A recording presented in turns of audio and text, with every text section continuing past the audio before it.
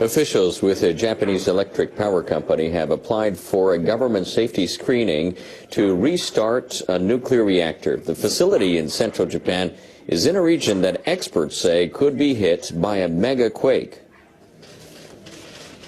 A vice president of Chubu Electric Power Company filed the application with the Nuclear Regulation Authority. He wants inspectors to examine safety measures for the number 4 reactor at the Hamaoka plant in Shizuoka Prefecture. The utility halted operations at the government's request following the Fukushima nuclear accident nearly 3 years ago. Crews have been enhancing the disaster resistance of the site, including the construction of a 22-meter-high seawall to protect the facility from tsunami. We will respond sincerely to any questions from authorities on safety measures. We will do our best to explain the safety of the plants.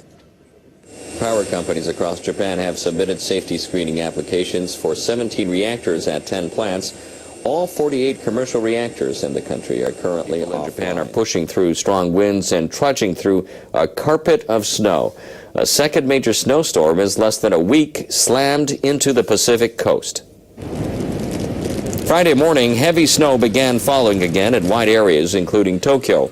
Many struggled walking, especially up hills. I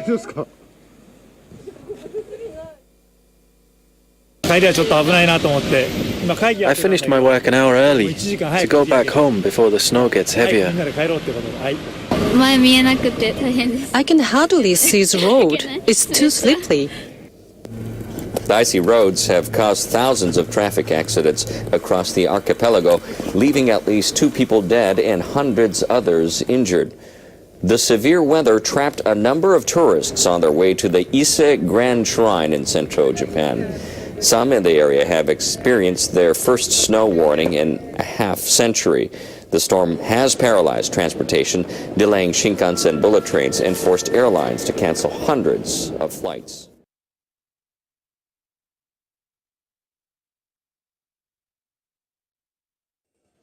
Delegates from more than 140 countries have gathered in Mexico to discuss nuclear arms.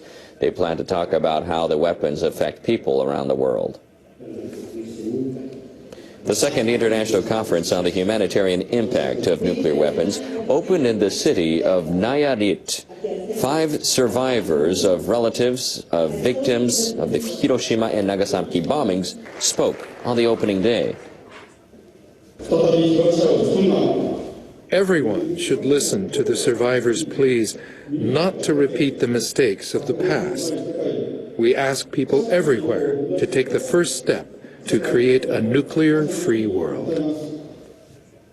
A delegate from Austria spoke of Japan's complicated position on the issues. He said any country under a nuclear umbrella will have difficulty speaking about the weapons, but he said the country has a unique perspective to contribute. Well, I think the involvement of Japan, of course, is extremely important, being the only country that has been affected directly by nuclear weapons. Last October, Japan signed a UN statement saying nuclear weapons should not be used under any circumstances. The country's leaders had previously avoided signing the document because it went against their reliance on the U.S. nuclear umbrella.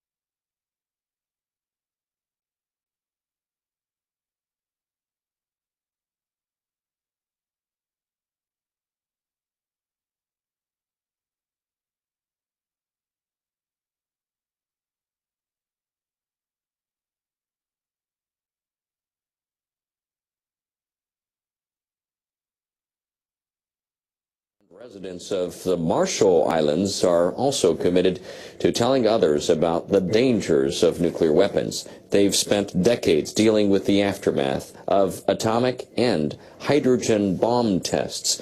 And their president says all those who have experienced the tragedy of nuclear bombs should unite to tell the world how inhumane the weapons are. NHK World's Mitsuko Nishikawa reports. People living on the Marshall Islands have seen firsthand what nuclear weapons can do. U.S. scientists conducted 67 atomic and hydrogen tests there in the 1940s and 50s. And residents of the Pacific Islands are still dealing with the after effects. More than a century later, our people are still haunted by the painful events. This year, Marshall Islanders are marking the 60th anniversary of the most devastating test. U.S. forces tested a hydrogen bomb in the Bikini Atoll. The device was 1,000 times more powerful than the one dropped on Hiroshima. The islands were under U.S. rule, but the government gave no warning to those living near the test site. The U.S. says more than 250 people were exposed to high doses of radiation. The nuclear fallout hit the crew of a Japanese fishing boat near the site. One member died 6 months later. President Christopher J. Loyuk marked the anniversary of the test by visiting Japan, and he told people that the scars from the tests are far from healed. We still see people who have continue to have health problems, and a lot of people are still exiled from their home islands, and we don't know when they will be able to return to those islands. Loyuk says the nuclear issue is at the forefront of his foreign policy. He wants to see the weapons banned. He's planning to visit Hiroshima for the first time this weekend to connect with people who can help spread his ideas. One message that is very important us to tell is that people should never go through this kind of experience again. We've been trying to tell the world about it, but obviously we have not been really successful. Anti-nuclear power campaigners gained some traction after the 2011 accident in Fukushima. And U.S. President Barack Obama has said he wants a world free of nuclear weapons.